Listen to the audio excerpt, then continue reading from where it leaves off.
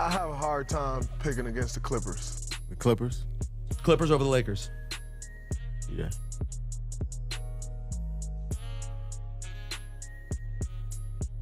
Hi guys, welcome to another episode of Courtside Convo with me, Meds. And as always, if you've been enjoying the content, please make sure to like, subscribe, and leave a comment on the video to help support the channel so I can keep bringing you guys content.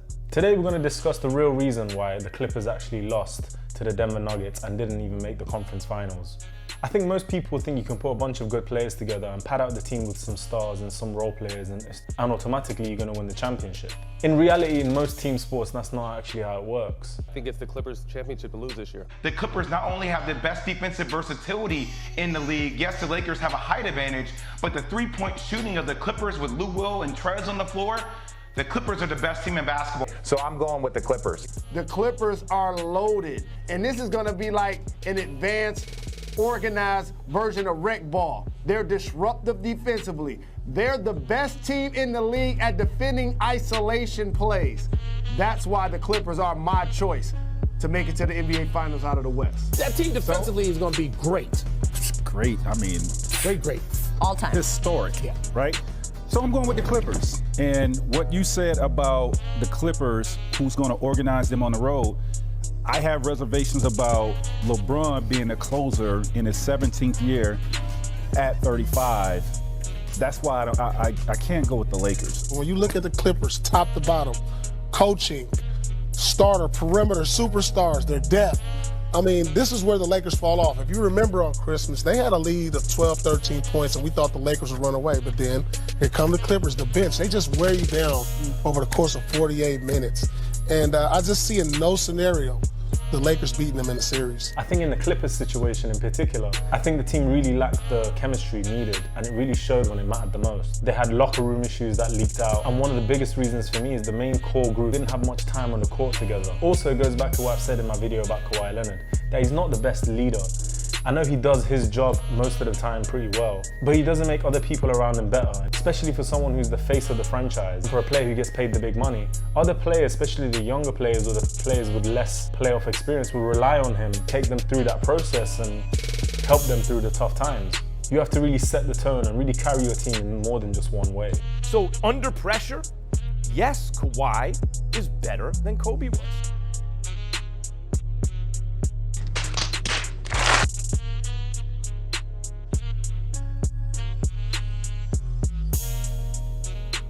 The team hadn't faced adversity together throughout the season because they hadn't played together much and they hadn't developed that chemistry, or they hadn't gone through the hardships of certain battles that they had to figure out together that I think every championship team needs. Also, I believe there definitely was a lack of trust between the team, certain players thinking that, for example, Paul George is getting special treatment that he doesn't deserve. And also, I believe some of the other players felt that they should be in that situation because they've been with the team longer, or they feel like that they've proven themselves without the two superstars being there. Also, another big thing that was really obvious to me personally is that I feel like the Clippers really only had the Lakers in mind the whole way. It's almost like they built the team just to beat the Lakers. And I think they truly believe that no other team can compete with them.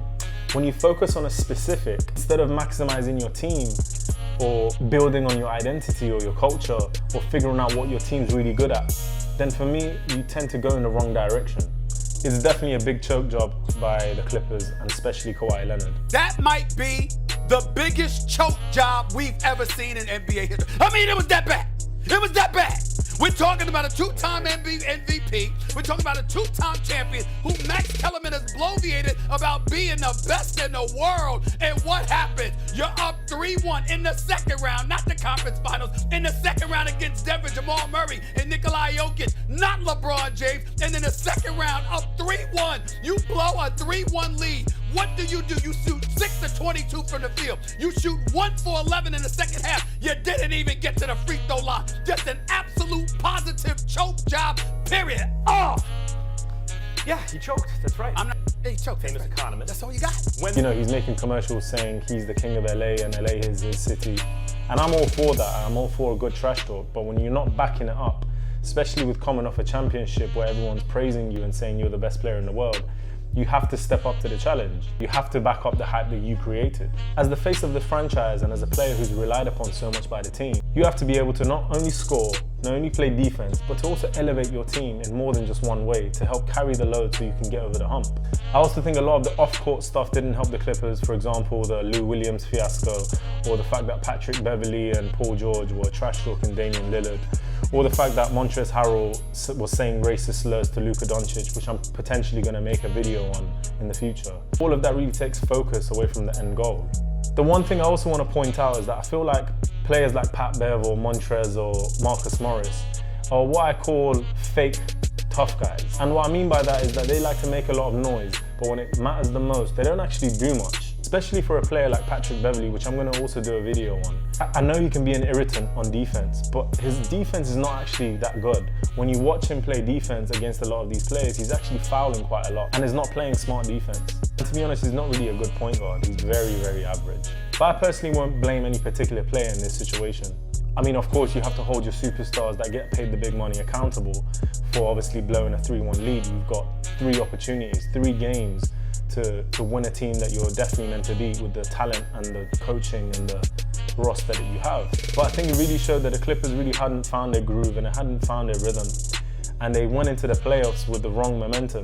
As anyone who watches basketball knows that the playoffs is completely different to the regular season. And honestly, I don't think they competed hard enough to even make it to the conference finals, let alone to win a championship. And they deserved to lose, to be honest. No one's disputing that they didn't have a good team and they didn't have good players. And they have great coaching staff.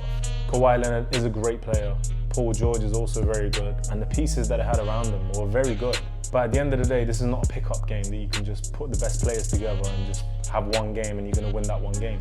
It's a playoff series. The pieces of the puzzle have to all match and they have to all work together. I think next season they'll definitely do a better job. They'll come back stronger, they'll build on their chemistry.